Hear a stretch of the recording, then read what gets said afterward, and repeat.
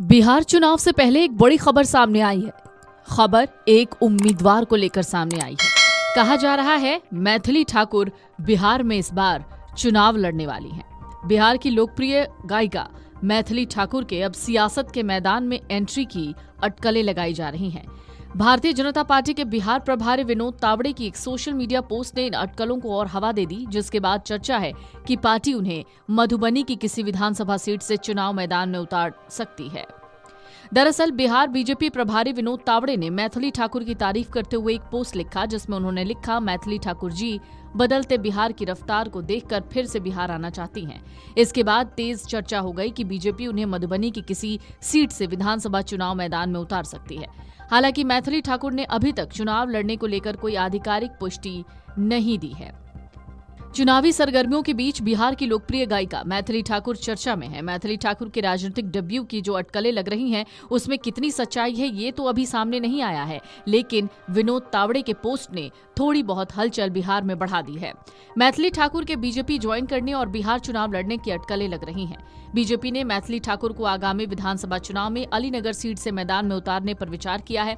इसी को लेकर पार्टी नेताओं ने उनसे मुलाकात की। मैथिली ठाकुर से मुलाकात की तस्वीर साझा करते हुए बीजेपी नेता विनोद तावड़े ने लिखा कि साल 1995 में बिहार में लालू राज आने पर जो परिवार बिहार छोड़कर चले गए, उस परिवार की बिटिया सुप्रसिद्ध गायिका मैथिली ठाकुर जी बदलते बिहार की रफ्तार को देखकर फिर से बिहार आना चाहती हैं।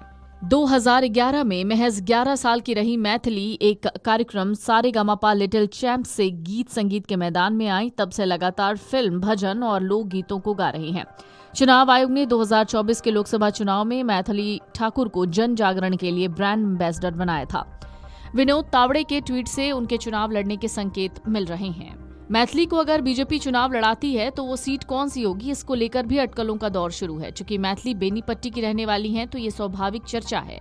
बेनीपट्टी से बीजेपी के पुराने नेता विनोद नारायण झा मौजूदा विधायक हैं, जिनकी उम्र 68 साल है।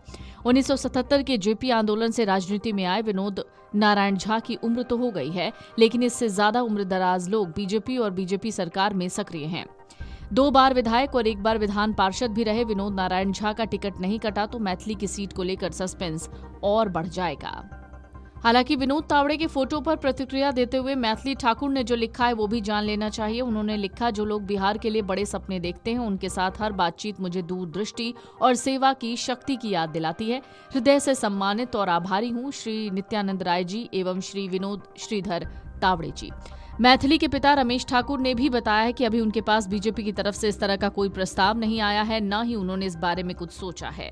अगर बीजेपी टिकट ऑफर करती है तो क्या फैसला होगा, इस सवाल के जवाब में भी उन्होंने कहा कि अगर बीजेपी हाईकमान से सीधा ऑफर आता है तो वो इस बारे में विचार कर सकते हैं। इस दौरान इनके लहजे में थोड़ी सकारात्मकता भी नजर आई थी। वीडियो डेस्क अमरउजाला.com। अगर आप ये वीडियो YouTube पर देख रहे हैं तो हमारे चैनल को सब्सक्राइब कर बेल आइकन दबाएं और Facebook पर देख रहे हैं तो हमारे पेज को लाइक करें।